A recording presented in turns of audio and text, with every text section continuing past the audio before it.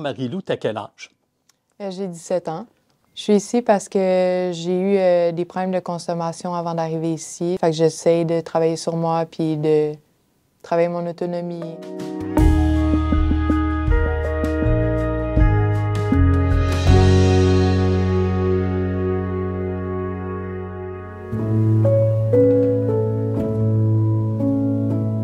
J'ai jamais tant eu des bonnes expériences par rapport à Noël. Quand j'étais plus jeune, chez nous, on ouvrait nos cadeaux, mais ça finissait tout le temps en chiolage parce qu'on n'aimait pas nos cadeaux. C'est arrivé une année de trop qu'on a chiolé, puis là, nos parents nous ont dit comme c'est fini Noël, fait qu'on n'a pas vraiment réu de cadeaux de Noël en tant que tel. T'avais quel âge? J'avais à peu près 10 ans, je pense.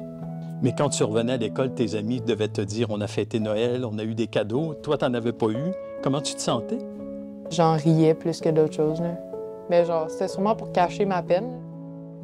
Ça aurait été quoi un beau Noël pour toi quand tu étais petite? Ben moi, je pense que l'important, c'est d'être avec sa famille, d'être avec les gens que t'aimes. Pas nécessairement les cadeaux, peu importe, qui vont faire mon bonheur. Si on te disait, on t'offre à Noël le plus beau cadeau que tu aies jamais eu, tu demanderais quoi? Moi, j'aimerais vraiment ça commencer mon permis. Fait que je demanderais qu'on paye mon permis de conduire. Puis là, cette semaine, on a une grosse semaine ensemble. T'as plein de rencontres. Oui. Et les éducatrices, comment elles sont? Moi, je trouve qu'ils font tout un bon travail. Ils mettent toutes des choses en place pour essayer de nous aider.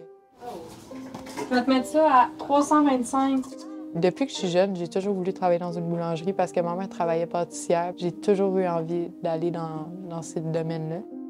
Je suis tellement fière de toi, tu le sais-tu? Merci. Ouais. Puis j'espère que toi, t'es fière de toi. C'est important. Là, Quand je vois qu'ils sont contents puis qu'ils ont réussi quelque chose ou qu'ils travaillent fort pour, ben je me dis, mon travail, je l'aime pas pour rien. Uno sur la palette manana, dos cheveux en bombe la. Alors, Jeanne, t'as quel âge? 16. Est-ce que ça fait longtemps que tu es ici? 1 an et 2 mois. Et pourquoi tu es ici? Parce que j'ai des TOC, des troubles obsessionnels compulsifs. Tout ce qui touchait l'hygiène, lavage de mains, quand je prends ma douche, c'était long. Je pense qu'il y avait aussi dans mon dossier que je pouvais pas retourner chez mes parents. Je sais pas le gros du pourquoi, mais c'est pas mon premier placement en tant que tel. Tu avais quel âge la première fois que tu as été placée? Est-ce que tu le sais? 12 ans. Comment tu as trouvé ça? En fait, j'étais pas au courant que j'allais être placée en centre jeunesse. Je revenais de l'école, puis on m'a juste dit s'en va en centre jeunesse. Puis j'ai braillé ma vie, là. Puis là, je peux plus retourner chez nous. Mes parents sont pas... ils peuvent pas s'occuper de moi à long terme. Ça me frustre un peu. Ça serait quoi le plus beau cadeau qu'on pourrait te donner? D'avoir eu une plus belle enfance, pour vrai. Là. Pas dans des PJ, juste du bonheur, là. sapin vert. Étoile jaune. Je suis éducatrice en centre jeunesse à l'unité Le Littoral, qui est une unité pour enfants. Le plus jeune qu'on peut recevoir, c'est 3 ans et le plus vieux est 12 ans. Et qu'est-ce qu'ils ont comme problème? Souvent, c'est des enfants qui ont vécu différentes choses dans leur milieu familial, la négligence au niveau éducatif, physique, ces différents traumas, là.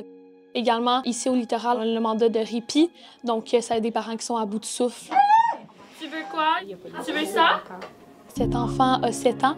Il est arrivé avec nous il y a 1 an. C'est un enfant TSA non-verbal qui est arrivé ici. Il y avait 0 communication.